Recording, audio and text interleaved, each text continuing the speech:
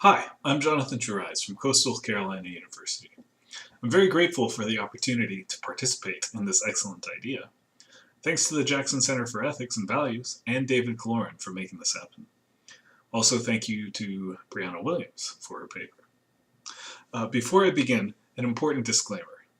Though I am familiar with general arguments regarding capital punishment, I'm not familiar with the specific work that Williams is referring to, which comes to us from Sillenstein and Vermeulen, S&V hereafter. So, Williams' position is that S&V's arguments for capital punishment fail.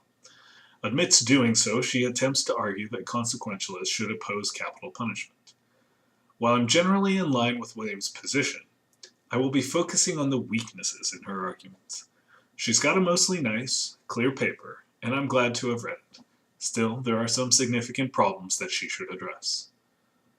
Williams organizes her paper following S&V, who say that capital punishment is justified for 4 reasons. Williams responds to each, and that is how I will organize my paper as well. So argument number 1. S&V attempt to argue for capital punishment by noting that since a government is responsible for the consequences of both its acts and its omissions, therefore governments must execute capital offenders. Now, Williams may be representing S&V correctly here, or she may not be. This is the first of a few times where I'll point out that Williams should be careful to be sure she's accurately representing S&V's views. Now, if she is, then clearly their argument fails because it's invalid. There is an important missing premise connecting being responsible both for acting and omitting on the one hand, and executing capital offenders on the other. Nothing obviously follows from the sole premise that a government is responsible for its acts and its omissions. S&V may have made this point, I don't know, but Williams should be careful to determine this. It seems to me that they probably didn't mean it as an independent argument for capital punishment, given its obvious invalidity. It seems to me more likely an additional point, intended to bolster their conclusion, following a different argument, such as their third or fourth one. So Williams should take pains to get clear as to what service S&V mean to put the supposedly obliterated distinction between acts and omissions. Here, Williams also notes that S&V point out that the government's refusal to utilize the strongest punishment for capital offenders is tantamount to the sanctioning of murder. Once again, if S&V really say this is clearly problematic. Hence, Williams should be careful to be sure she interprets them correctly. Either way, however, Williams' response to the general concern of this section is that a different distinction matters more than the act-omission distinction. This distinction I'll discuss in more detail later, so I'll end discussion of this first argument by saying that the main issue with S&V here is not that another distinction matters more. It's either A, that their arguments are invalid, or B, that Williams has misinterpreted them. So now to the second and longest argument. S&V attempt to argue for capital punishment by viewing it as a life-life trade, where the guilty is removed rather than the next innocent victim. Williams says that S&V attempt to convince both deontologists and consequentialists of this. S&V's deontological point is that deontologists should favor capital punishment because it will minimize the amount of rights violations. Williams' response is that deontologists should oppose capital punishment because it violates the offender's right to life. This is not a good response, though she is right to criticize S&V for their argument. Williams' response fails because she does not consider the possibility that the violator has lost his right to life, something that many deontologists will be more than comfortable with. To be fair, she returns to this issue later in her paper, and so I will as well, but the point matters for the argument here. The real response to S&V here is that their concern is not a deontological point at all, and thus deontologists need not be moved by their consideration. To reduce the number of rights violations is a consequentialist concern. Now, deontologists can care about this. Nothing about deontology says that necessarily it must ignore consequentialist concerns, but nothing says deontologists have to care about this. Williams should check to be sure S&V do not address this possibility.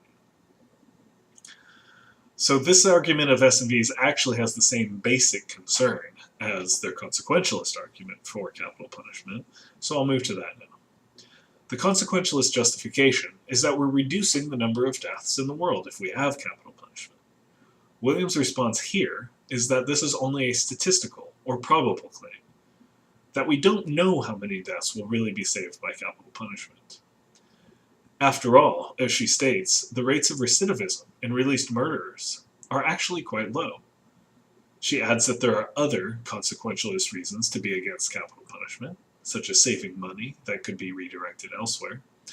This last point is of course true, but it would be useful to her to point out what will be surprising to many, that it's actually more expensive to execute than it is to imprison for life. Empirical research should be consulted and brought to bear on this point. Williams also makes a strange argument, saying that the notion of life-life trade-offs fails because the offenders and potential victims are, quote, not viewed in the same way, end quote. Williams thinks that the offender should be viewed as more of a person than a statistical victim is. That's a quote. Presumably what she means is that an offender has more value since he actually exists, and he's being compared to probable victims, which don't. Now, she hopefully doesn't mean that statistical victims have no value to the consequentialist in comparison with offenders. If this is her point, it's clearly problematic. If I run a business making cars, and I'm thinking about paying my workers more by taking shortcuts with regard to customer safety, I'm comparing the consequences to my actual workers to the potential consequences of statistical victims, as she calls them. But this isn't reason for me to value my workers more. Statistical victims are still real, even if nebulous. A statistical probability indicates that there is some probability of a victim, and if that probability is actualized, there will be a real victim. Consequentialists cannot just simply value them less because we're not sure who they are. Now, if Williams simply means that other things equal, the offender, since actual, has higher value than any single potential victim, then that's better. Other things aren't equal, however, since the offender has done something which, according to the views of many, has made his life worth less. And we must remember that statistical victims are not necessarily worth less, since a high enough probability of bad enough consequences can still outweigh the alternative. So we cannot assume that the offender's life is more valuable than the potential victims. Hence, the force of Williams' point here is very unclear without further argument. But perhaps Williams is only trying to make a probabilistic point. It's so unlikely, the story goes, that a murderer will kill again. Thus, the certainty of the negative consequences of killing the offender is going to outweigh the probability of the negative consequences of not killing the offender, which may lead to recidivism. If so, she should be clearer about this. However, it's unclear why she has such confidence in this point. In general, she needs to engage in a more explicit and careful explanation of the probability assignments, as well as the assignments of value to the various payoffs. As noted, many people would not think the negative consequences of killing an offender are very high at all. At most, we feel bad for his family. And many would also think that the negative consequences of a freed killer killing again are very bad. So even if the probability is as Williams describes, it may not matter if the value of the various payoffs is significant enough. Thus, while I'm sympathetic to Williams' position here, it is insufficiently argued. Furthermore, Williams notes how S&V used the trolley problem to support their life-life trade-off proposal. After describing the problem, as well as the drawbridge with the fat man modification to the trolley problem, Williams engages the examples and portrays the views of another writer named Steicher on them. Williams notes that S&V say these examples, and the answers to them, show that trading one life for more than one life is always the right thing to do. Williams tries to respond by showing why there is, contra S&V, a difference between the trolley and drawbridge cases, which shows that it's not always the case that such trade-offs are correct. She has her readers consider the position of the government engaging in capital punishment. Williams says that the government is less like the person in the trolley case and more like the person on the drawbridge. And since she says that we should not push the fat man in the drawbridge case, presumably the government should not engage in capital punishment. Whereas if the government were more like the person in the trolley case at the switch should be pulled. But Williams gives no explanation for why the government's position is more like the drawbridge case. The only thing I can puzzle out for why she thinks this is that there's an amount of risk that's inherently different in the cases. She says that the worker on the tracks, quote, had to know that there was a risk of being hit by a trolley, but the stranger on the drawbridge, quote, was not in any danger, running no risk from the trolley, end quote. Apparently, Williams believes that the offender is more like a fat man on a drawbridge, but this is very strange. Someone who is under consideration for capital punishment is quite clearly in a more dangerous, risky situation than a random fat stranger observing a trolley on a bridge. They are far more like a worker on the tracks, risking their lives through their risky choices. So this argument seems to backfire on Williams, according to her own reasoning. And for the record, I do not share Williams or Steiker's belief that the trolley problem in the drawbridge case can be so easily severed, but that's independent of my critique here. So let's move on to the third argument, which is the famous argument from deterrence. Now, Williams is correct that S&V have no proof that capital punishment deters would-be murderers, noting that there's evidence that goes both ways. Now, S&V apparently try to go deeper, however, by pointing to a brutalization effect. Now, Williams' presentation of S&V's point here suffers from a lack of clarity. The best I can make out is that, supposedly, when counting the number of people executed by states, a certain threshold is reached, where executing more people above that threshold actually does deter offenses, and executing less than that threshold means an increase in offenses. S&V argue that if capital punishment is exercised more often, we can get closer to that threshold and actually determine criminals. Now, it's unclear to me how this has been shown, or what it has to do with a brutalization effect, a concept itself which is never explained in the paper. In any case, Williams' response notes that since the threshold, quote, number has never been determined, an arbitrary number of people would need to be executed to ensure the threshold is met, end quote. This is all very confusing. How could it be shown that an increase of crime below a threshold is present if no threshold has been determined? How could it be shown that a decrease of crime above the threshold is present if no threshold has been determined?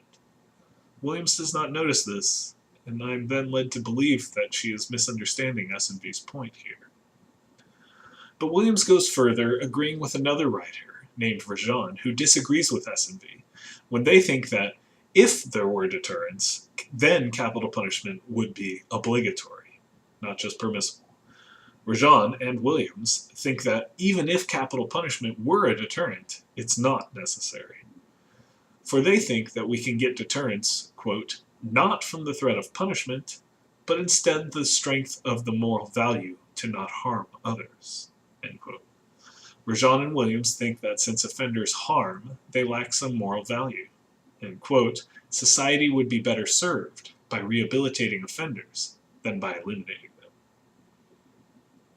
Williams says that the deterrence theory depends upon the rationality of offenders, in that they must weigh the consequences of their criminal actions, and that their rationality is up for debate.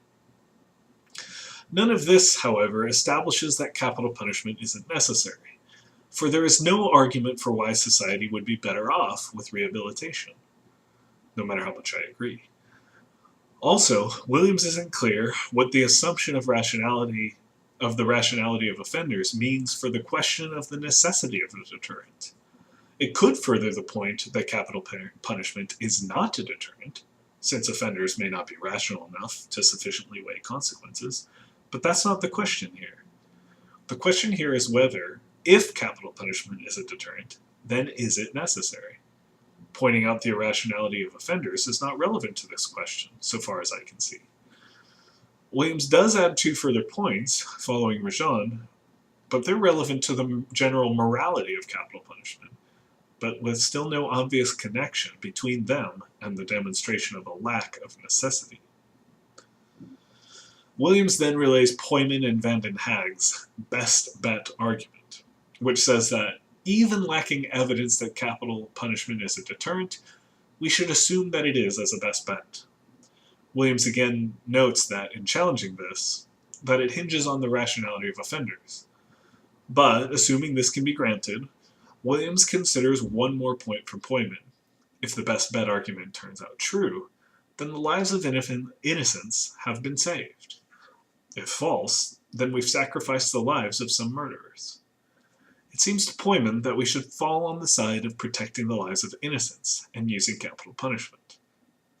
Williams responds by disputing the point that the innocent have greater rights than the convicted, saying, quote, "Human rights cannot be abridged," end quote. But this can't be right.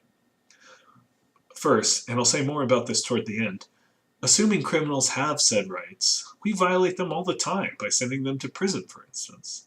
Is Williams against all punishment for violations? Punishment is a violation of a right, if rights are still had by the punished. Second, it's unclear why Williams thinks human rights cannot be lost altogether. It is quite common to think that one can lose one's rights depending on how one acts, but Williams does not consider this possibility at all. This is quite problematic. So much for the argument from deterrence. Now for the other most famous argument, and the last one we'll talk about, the argument from retribution. So Williams says that arguments of this stripe fail because they're not comparing murder to murder, that it's really murder versus execution. These are different for a variety of reasons, Williams says. One is that there is significant time, preparation, and isolation leading up to an execution, and this is not the case with murder. Presumably, this makes execution worse, since Williams says, for murder to be equivalent, it would have to have all these same things. Now, S&V are aware of the apparent oddness of retributivism when, say, we wonder how we would punish rapists. S&V's response to this, Williams calls insufficient without explanation. However, it should be noted that S&V's response is poor. According to Williams, they say, quote, "There are no facts to support these practices, and gathering the information for these studies would be inhumane," end quote. This may be poor editing or structuring by Williams at this point, but if this is really S&V's answer, it's radically unclear, as there was no question about practices or gathering of information. The point is a conceptual one, demonstrating one reason why retributivism is counterintuitive. We need no empirical information to see this. Williams relates some points from Poyman, who sets forth three propositions of retributivists. But Williams thinks that, quote, "none of these ends are met exclusively by capital punishment," end quote. The first two, that 1, the guilty, and 2, only the guilty, are deserving of punishment, Williams points out may indeed be met by a perfectly functioning judicial system without capital punishment. But since our system is flawed, these goals are unattainable, she says. But this, it should be said, does not show retributivism to be false. It only shows that the current system is unjust. That is an important conclusion, but it should be admitted that what is thus achieved is not, as her title suggests, a proof that there is no moral justification for capital punishment. It suggests only that capital punishment in the current system cannot be justified according to these propositions of Poyman's. Then, Williams says that these first two propositions do not show that capital punishment is necessary. They only show that punishment is necessary, which can, of course, be obtained in other ways.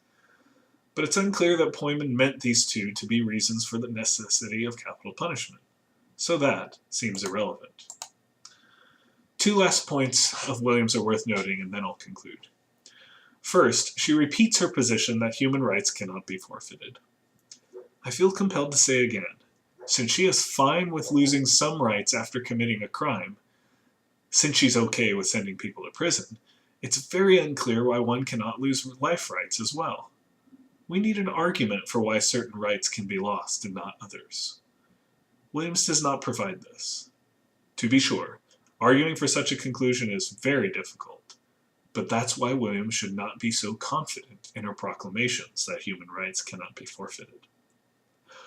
Second, after referencing Poyman's claims that, quote, moral goodness is what gives human beings a right to life, and that murder is so evil that the perpetrator loses his right to life, end quote, Williams says that if this was correct, quote, and any act that was not morally good caused people to surrender their humanity, then the death penalty would be implemented to punish liars and cheaters as well as murderers, end quote.